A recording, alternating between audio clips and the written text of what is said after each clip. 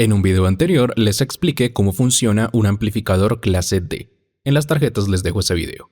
Y hoy llevaré toda esa teoría a la práctica para observar qué ocurre en cada bloque al hacer cambios tanto buenos como malos. Este es el diagrama del amplificador que usaré y en el que me basé para hacer el video anterior. En la descripción del video tienen este diagrama y todos los archivos necesarios para replicarlo. Aunque no lo recomendaría del todo, ya que está pensado para ser material educativo, no para reemplazar uno de alto desempeño. Conforme avance el video entenderán a qué me refiero. Empecemos con la señal de audio, que la recibe un jack de 3.5 milímetros, el cual mezcla ambos canales para obtener una sola señal, que luego pasa por un amplificador operacional, el TL072 que estoy alimentando con una fuente de 12 voltios DC, y lo estamos aplicando en topología de filtro pasabanda, con frecuencias de corte inferior y superior aproximadas de 20 Hz y 20 kHz respectivamente para cubrir todo el ancho de banda audible. Luego aparece una etapa que amplifica la señal con una ganancia que puede ir desde 7.78 hasta 100, según el valor que tome el trimmer de ganancia, y después la filtra nuevamente, pero esta vez solo es un filtro pasabajas, calculado para una frecuencia de corte de nuevamente 20 kHz. Por último, conecto un trimmer de volumen para aumentar o disminuir la amplitud de la señal resultante. Como la señal de audio está montada sobre un nivel DC de 6 voltios, ya que este circuito se alimenta con fuente simple, la señal diente de sierra debería tener ese mismo nivel DC, yendo desde 0 voltios hasta 12 voltios. Y mi solución fue usar el generador de señal diente de sierra con 555, del que ya hablé hace mucho tiempo en el canal. En las tarjetas les dejo ese video por si aún no lo han visto. Teniendo en cuenta ese video, la señal debería poder ir desde los 83 kHz hasta los 915 kHz. Sin embargo, aparte de que este circuito no puede llegar a más de un par de centenas de kHz, este circuito, como lo pueden ver aquí, tiene una modificación. Al agregar este trimmer, puedo cambiar el valor de los dos resistores internos de 5K que se conectan entre el quinto pin del 555 y VCC, modificando las tensiones de referencia de los comparadores internos y pudiendo elevar la tensión máxima de la señal triangular, pasando de llegar hasta 9 voltios, como era originalmente, a llegar hasta un poco más de 11 voltios, que está muy cerca de los 12 voltios de la fuente, aunque esto también reduce la frecuencia máxima de la señal, luego lo veremos a detalle. Con la señal generada solo me resta pasarlos por los comparadores analógicos, hechos con los clásicos LM393, pero la señal PWM pasa primero por un divisor de tensión, ya que los drivers que usé trabajan con lógica de 5 voltios y no puedo aplicarles 12 voltios directamente. Hablando de drivers, como lo mencioné en el video anterior, usé los IR2184, formando la topología a puente completo, con MOSFET muy conocidos, los IRFZ44N, pero fijémonos en un par de detalles. Primero, el circuito de señal se alimenta con 12 voltios que pasan por un divisor de tensión para generar 6 voltios para los amplificadores operacionales.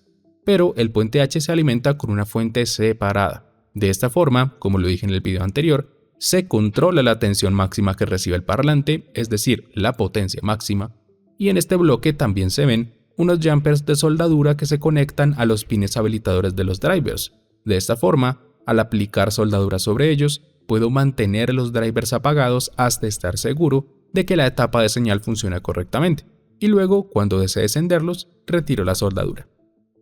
En la parte inferior aparecen las fórmulas que vimos en el video anterior para calcular el filtro LC, basándonos en el factor de calidad de 1 sobre raíz de 2, y además un ejemplo para una frecuencia de corte de 10 kHz y un parlante de 4 ohmios. Algo que no mencioné en el video anterior es que es muy recomendable añadir capacitores de desacoplo de fuente lo más cerca posible a los drenadores de los MOSFET superiores, para ayudarles a entregar los picos de corriente que necesitan y que la fuente por sí sola no es capaz de proveer. Esta es la PCB que diseñé para este amplificador y las mandé a fabricar en JLC-PCB. Aquí les dejo el proceso que seguí. Primero entré a jlcpcb.com y di clic en Instant Quote. Luego arrastré el archivo zip del Gerber del proyecto hacia el botón azul y automáticamente analiza el archivo Gerber para conocer información necesaria para fabricarla, como el número de capas y las dimensiones. Tanto la cantidad de PCBs como el grosor y el color son al gusto. Yo elegí 5, 1.6 milímetros, que es el estándar, y morado. Por último, di clic en Save to Cart, y aquí solo resta poner los datos de envío y facturación. Una vez llegó, procedí a ensamblarla y este es el resultado, en la que procuré usar solo componentes Through-Hole, a excepción de los inductores, para los que tuve que usar SMD, pero son bastante grandes y es sencillo soldarlos. El orden que me gusta seguir es por altura, primero los componentes más bajitos para terminar con los más altos.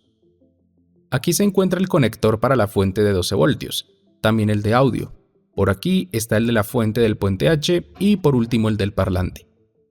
Cada circuito integrado tiene su respectiva base, y los MOSFET no necesitan disipador. La alta eficiencia del amplificador me permite hacerlo, cosa que no pasaba con el amplificador clase AB que hice hace un tiempo. En las tarjetas les dejo ese video. Eso sí, el capacitor del filtro LC no está puesto, ya que más adelante variaré su valor. En la parte inferior se pueden ver los separadores de nylon y las polaridades de todos los conectores, pero además, dejando de lado que arranqué los pads de los capacitores de una forma tan absurda que prefiero ni decirles, aparecen los puntos de prueba, ya que, si fueron detallistas, en el diagrama se podían ver puntos de prueba por todas partes, que después conectaré al osciloscopio para observar a detalle cada etapa. Para empezar, debemos ajustar y analizar la etapa de generación del PWM. Para eso se deben soldar los jumpers de cada driver y no tener conectado ni la fuente del puente H ni el parlante. Los trimmer también deben ser ajustados a un valor inicial, empezando por RB1, que controla la ganancia. Entonces lo debemos girar totalmente a la izquierda para ajustar la ganancia mínima. Conforme lo vayamos necesitando, se irá girando a la derecha para subir la ganancia. RB2 controla el volumen. Entonces lo giramos totalmente a la derecha para ajustar el volumen máximo. Y se debe hacer así porque esto fue un error de diseño, ya que recuerden que la señal de audio tiene un offset de 6 voltios por estar trabajando con fuente simple. Y poner un trimmer de esta forma baja tanto la amplitud de la señal, que es lo que queremos, como el nivel DC, que es lo que no queremos. Entonces se quedará en el máximo. RB3 controla el nivel de tensión máximo de la señal diente de sierra. Entonces lo giramos totalmente a la derecha para que la señal esté al mínimo de amplitud o al máximo de compresión, como quieran verlo. Por último, RB4 controla la frecuencia de la señal diente de sierra. Entonces lo giramos totalmente a la izquierda para ajustar a la frecuencia mínima. Con esto listo, conectamos la fuente de 12 voltios y vamos a ver un par de señales, concretamente la señal de audio y la señal diente de sierra que, según el diagrama, corresponden a los puntos de prueba TP1 y TP7, y la tierra se conecta al punto de prueba TP6, que aunque esta es una tierra de potencia, para este punto no es relevante. Observando el cuadro de mediciones, la señal de audio es de 0 voltios montada sobre un nivel DC de 6.3 voltios aproximadamente, y la señal diente de sierra se encuentra entre 0 y 11.4 voltios a una frecuencia de 40 kHz. Cambiando la punta de la señal de audio al punto de prueba TP13, se ve la señal PWM. Si aumento la frecuencia de la señal diente de sierra hasta 100 kHz, se ve el primer efecto indeseado, y es el efecto de la capacitancia parásita que posee la salida del comparador, actuando como la carga y descarga de un circuito RC, y mientras más evidente sea el efecto, más linealidad perderá el amplificador. Si sigo aumentando la frecuencia hasta 200 kHz, esta señal es inutilizable, en el sentido de que la señal de audio amplificada no será fiel a la original. Entonces, para este circuito, 100 kHz será nuestro límite. Es decir que, siguiendo la teoría, la frecuencia de corte del filtro LC debe ser de máximo 10 kHz, eliminando parte de la señal de audio, pero de eso hablaremos más adelante. Ahora, para ver el efecto de la señal de audio en el ciclo de trabajo, agregaré mi generador de funciones con una señal de 1 Hz a 20 voltios pico a pico, y se puede ver perfectamente cómo el ciclo de trabajo cambia con respecto a la señal seno. Y si se preguntan por qué inyecto una señal con amplitud tan grande, es porque el filtro pasaltas de 20 Hz atenúa mucho mi señal de audio de 1 Hz, y debo compensar aplicando una señal muy grande. Si ahora mido la señal PWM negada, se observa perfectamente el efecto contrario, porque cuando una aumenta el ciclo de trabajo, la otra lo disminuye y viceversa. Comprobada esta parte, vamos a activar los drivers eliminando la soldadura de los jumpers y conectando la fuente de alimentación, pero antes debo completar el filtro LC. Estos inductores se calcularon para un parlante de 8 ohmios y una frecuencia de corte de 20 kHz, que está dentro del rango de frecuencias de corte que usualmente encontramos en amplificadores clase D comerciales, y el capacitor necesario debe ser de 703 nanofaradios. Entonces utilicé uno de 470 nanofaradios en paralelo a uno de 220 nanofaradios. Y como ven, no es lo más bonito del mundo porque son enormes, pero piensen que están diseñados para 275 voltios AC. Mi fuente de laboratorio está ajustada a 5 voltios y limitada a 500 mA, por si algo malo llega a ocurrir. Con todo listo y conectado, mido con el osciloscopio en paralelo a los terminales a los que más adelante conectaré el parlante, y se puede ver cierto nivel de C, que debe ser corregido con el trimmer de desplazamiento, y haciendo un leve ajuste, esto queda corregido, que es muy importante porque tener un nivel de C en la salida se resume en calentamiento innecesario de algunos componentes e inclusive del propio parlante.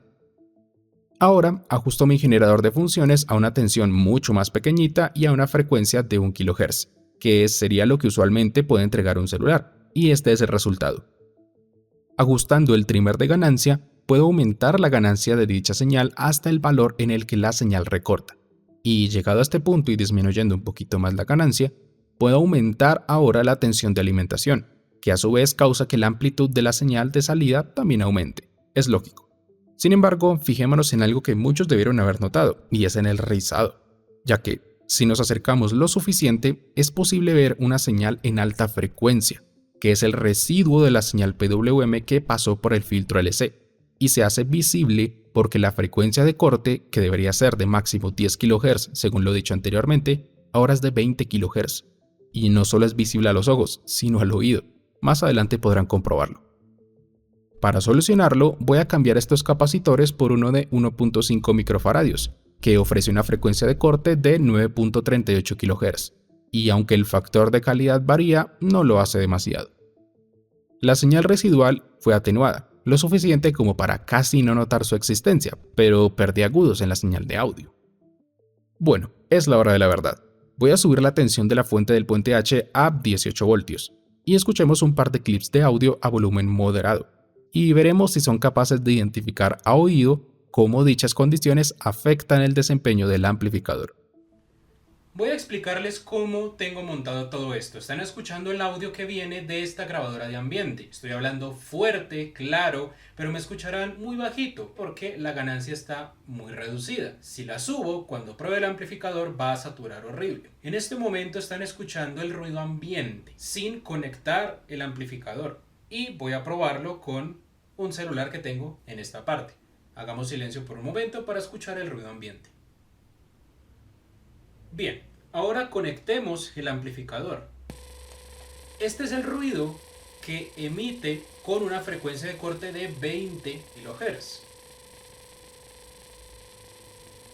Ahora pongamos un poco de música y voy a ir intercambiando entre una frecuencia de corte y otra. Veamos.